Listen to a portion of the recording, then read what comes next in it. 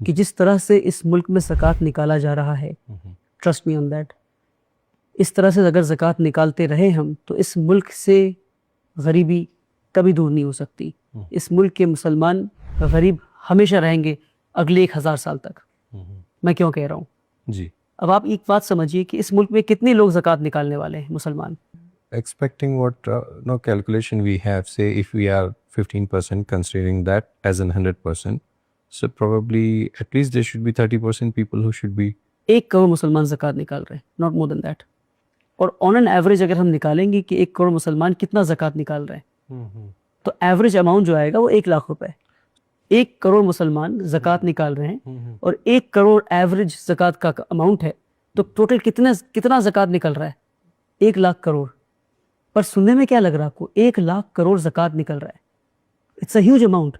تو national council for applied economics and research ایک data ہے that 33% of the Indian Muslims are below poverty line. What is poverty line? BPL.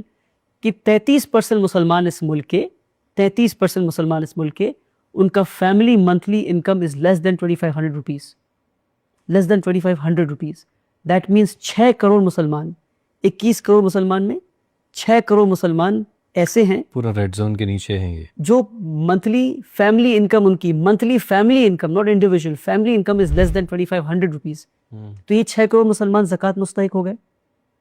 اب جو 2500 سے 15,000 کے بیچ میں کماتے ہیں، جو ڈرائیور ہے، جو اکاؤنٹنٹ ہے، جی، جو 2500 روپے سے لے کر 15,000 کے بیچ میں کما رہا ہے، کیا وہ زکوٰۃ مستحق نہیں اس ملک میں؟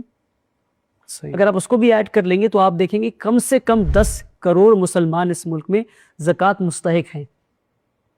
10 کروڑ لینے والے مسلمان اور دینے والے کتنے؟ 1 کروڑ.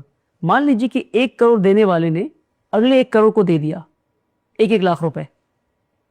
ابھی بھی 9 کروڑ مسلمان بچ گئے جن تک زکوٰۃ کا رقم پہنچا نہیں. تو جن کو دیا 1 لاکھ دیا، اب 1 لاکھ روپے سال کا divide by 12 months 8000 rupees a month. جس کو دیا آپ نے وہ پہلے سے 50,000 1 لاکھ کے قرض میں ڈوبا ہے، وہ اس پیسے سے اس کا صرف قرض ادا ہو رہا ہے. جی. ایک غریب مسلمان پورے سال انتظار کرتا ہے کہ رمضان آئے گا، کچھ پیسے زکوٰۃ کے امیروں سے آئیں گے تو پہلے قرض چکاؤں گا. جی. یہ ہمارے ملک کا حال ہے. What I am suggesting is that the rich of this country needs to do 2 things. Do a collective distribution of zakat. Okay. And that can only happen through an institution. Right. The Muslims need to come together. Form a centralized institution.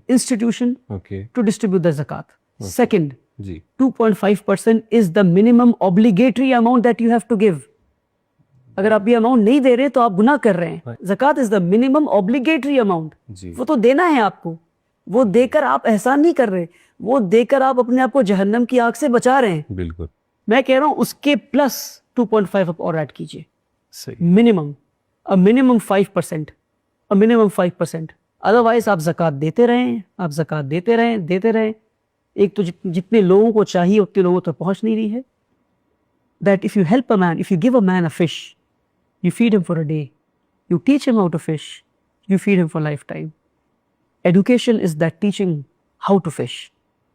میں غریب کو کتنا پیسہ دے دوں؟ ہر سال امیروں کے گھر کے باہر لمبی لائنیں لگی ہوتی ہیں. لوگ زکوٰۃ دے کر جا رہے ہیں، اگلے سال پھر زکوٰۃ لینے آ رہے ہیں، اگلے سال پھر زکوٰۃ لینے آ رہے ہیں. غریب نسل در نسل زکوٰۃ لے رہا ہے، امیر نسل در نسل زکوٰۃ دے کر جنت کما رہا ہے. جی. امیر ہے، غریب ہے.